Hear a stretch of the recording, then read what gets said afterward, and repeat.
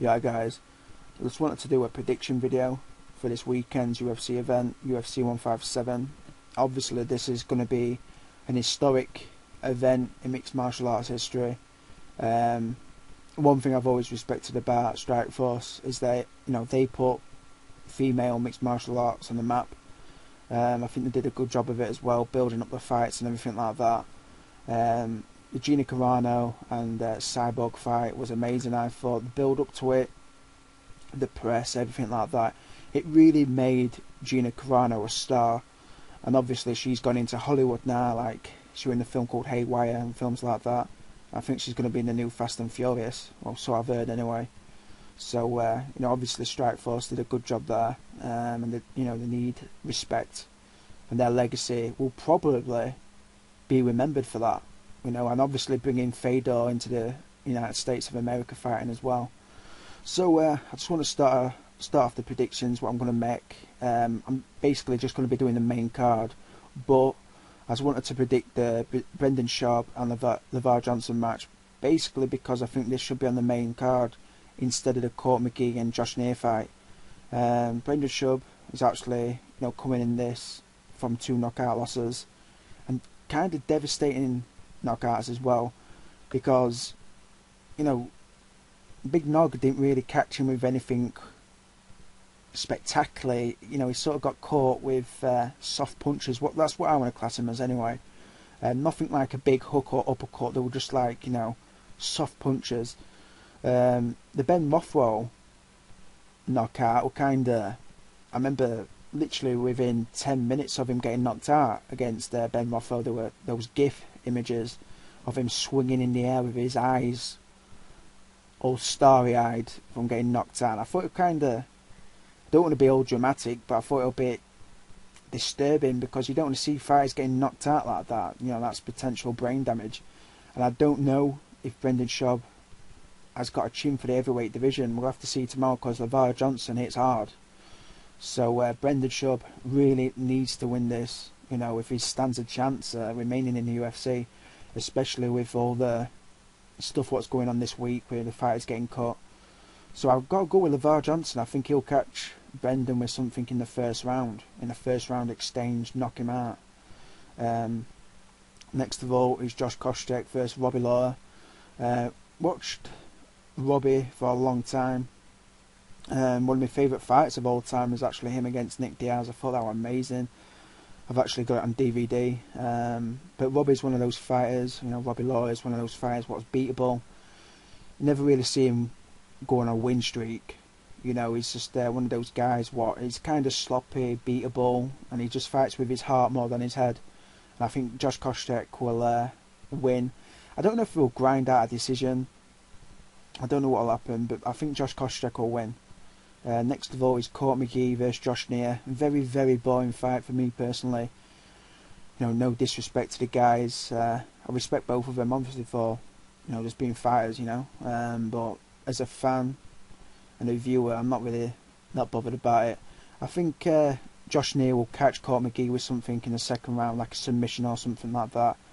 Because he's I class him as a better fighter, Josh Neer. I think he's a good fighter. You hear quite a lot of stories about him. So yeah, I think Josh Neer will win that. I think he'll win that in the second round by a submission. I've just got that feeling. Next up is Uriah Faber versus Ivan Menjivar. I'm not really a big fan of Uriah Faber. I don't know why. There's just something what bugs me about him. But I know I do respect him as a world-class fighter. And I do think he'll win this. I think this will be by decision though.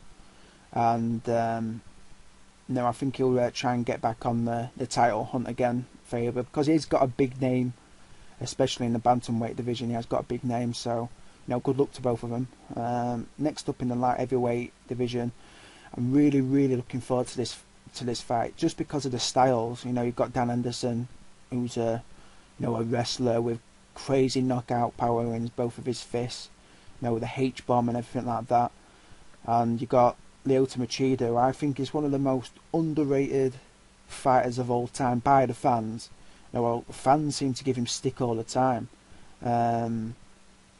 saying he's boring and stuff like that. But when him and Shogun Rua fought each other, I was fascinated by it. You know, just because of the styles. You know, Shogun with his wild kicks and his energetic style. At the time, he was very energetic anyway. You know, coming in from Pride and everything like that, he was crazy. And Lyoto Machida was a patient guy, was constantly analysing his opponent's body movements and everything like that, waiting for that killer KO, which I loved it when he did it against Randy Couture, and when he did it against Ryan Bader. That really showed off what Lyoto Machida is all about. And I really want to see him at middleweight. To be honest, I think he's one of those guys what could definitely make the middleweight division, as well as Shogun as well. And obviously Dan Henderson can make it as well because he's shown that before. But for me, I think Dan Henderson will win this, basically because, how is Lyoto going to beat Dan Henderson? Is he going to knock him out? No, Dan Henderson's never been knocked out. Is he going to out-wrestle him? I doubt that. That's never going to happen, is it? I think Dan Henderson will win by decision or knockout. I think that's what's going to happen. I just think stylistically, for Machida, it's a bad matchup.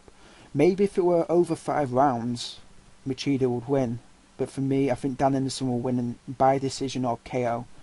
So it's very intriguing. I've just got Dan Henderson for it.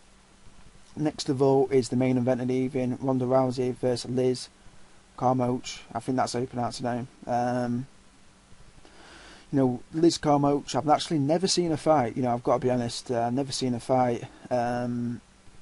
But I've heard stories about her and everything like that. That she's meant to be pretty wild with her, exchanges on the feet, which can be a danger to anyone, can't it? If there's someone who's crazy and unpredictable on the feet, throwing kicks and punches from all sorts of angles, you can get knocked out.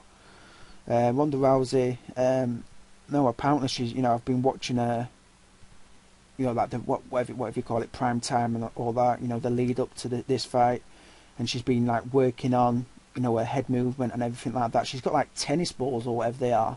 I don't know what the proper name is, like up on her roof, and then they're like attached down to the floor, and then she like hits them, and then she's moving her head, dodging left to right, just working on head movement and her her hands and everything like that. I think Ronda will win, but I don't think it'll be by armbar. I think it's going to be something completely different. But I think she will win by submission. It's just intriguing. I'm really looking forward to that fight. It's just one of those fights. It's a huge event for the UFC. So I think Ronda will win that. So thanks for listening to this video, guys. Please leave a comment if you agree or disagree about my predictions. I'm not really too fussed. It's all about people's opinions at the end of the day, and I respect anyone's opinion. So thanks for watching this video, guys, and wherever you're watching the UFC this weekend, enjoy it, and have a good time. So see you later, guys. Take care.